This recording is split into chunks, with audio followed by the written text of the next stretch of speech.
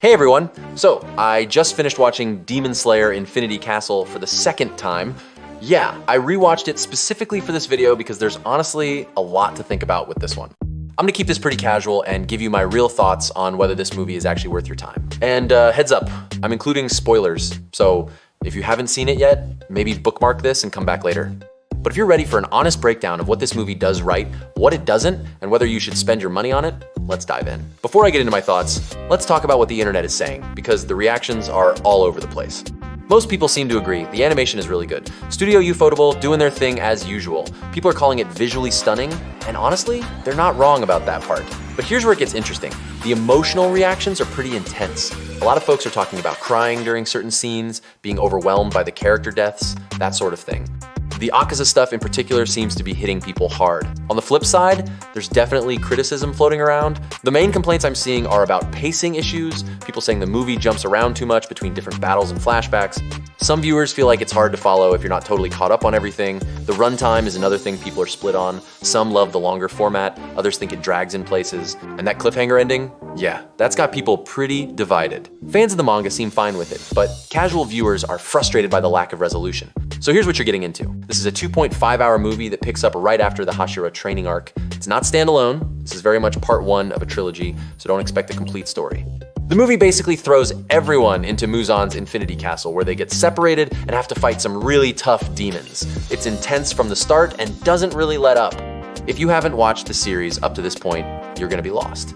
This assumes you know these characters and care about their relationships. Let's talk animation. Studio Ufotable did what they always do, solid, detailed work with smooth fight scenes. The Infinity Castle itself looks pretty cool, with all these rooms that flip and rotate in impossible ways. The breathing techniques look good, especially during the bigger fights. Each character's fighting style feels distinct, which is nice. Tanjiro's fire effects, Zenitsu's lightning, the Hashira techniques, they all look polished. Is it the most incredible animation ever? I don't think so. It's definitely high quality, but I've seen people calling it revolutionary, and I think that's overselling it a bit. It's very good Studio Ufotable work, which is still pretty impressive. If you're thinking about seeing it in theaters versus waiting for streaming, the big screen definitely helps with some of the larger battle sequences. All right, let's get into the major spoiler stuff. Akaza's death is probably the most talked about part of the movie, and I can see why. The fight between Tanjiro and Akaza takes up a good chunk of the movie. It's brutal and well choreographed, but what really gets you is when Akaza starts remembering his human life, his past as Hakuji, his relationship with Koyuki, all that tragedy. The way they handle his choice to destroy himself is pretty effective. After being a demon for so long, he basically chooses to remember his humanity and reject Muzan's control. The animation of him fading away and reuniting with Koyuki in death is genuinely touching. Tanjiro's reaction is what you'd expect, compassionate even towards his enemy. No celebrating, just sadness for what Akaza could have been if circumstances were different. Is it worth the emotional investment? If you've been following these characters, yeah, it pays off. The second time watching, I picked up on more details in the flashback sequences that make the whole thing hit harder. Zenitsu versus Kaigaku is another highlight.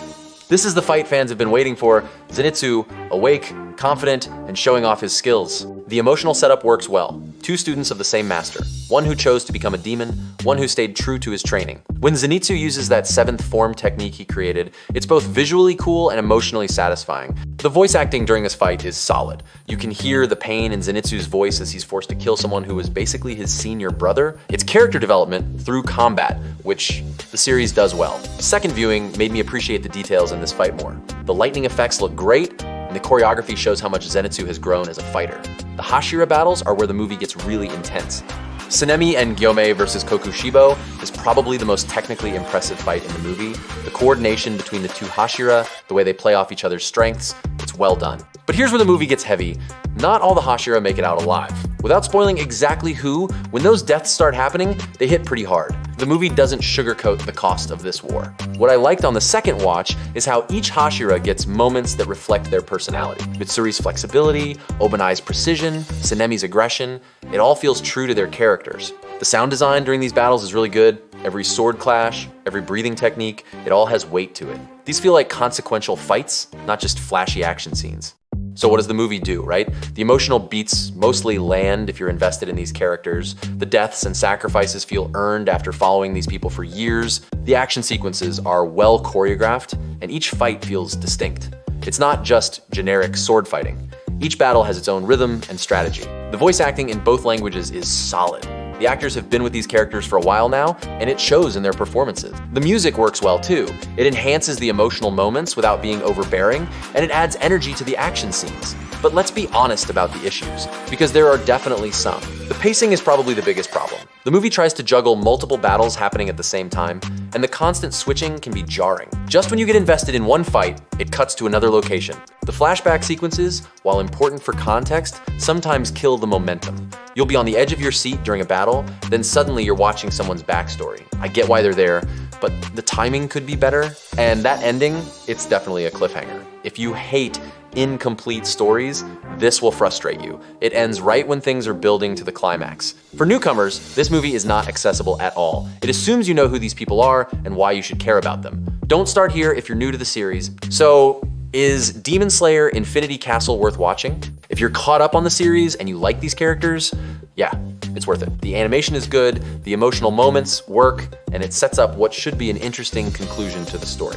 If you're looking for a complete, standalone story, you might be disappointed. This is very much the first act of a longer story. For animation fans, it's solid work that's worth seeing, especially if you can catch it on a big screen. For casual viewers or people new to the series, I'd skip it. Watch the anime first, then come back to this. The high points are really high, but the pacing issues and incomplete story hold it back from being something special. What did you think if you've seen it? Are you planning to check it out? Let me know in the comments. I'm curious to hear other perspectives. If this review helped you decide whether to watch it, hit like and subscribe for more honest anime takes. Thanks for hanging out, and I'll catch you next time.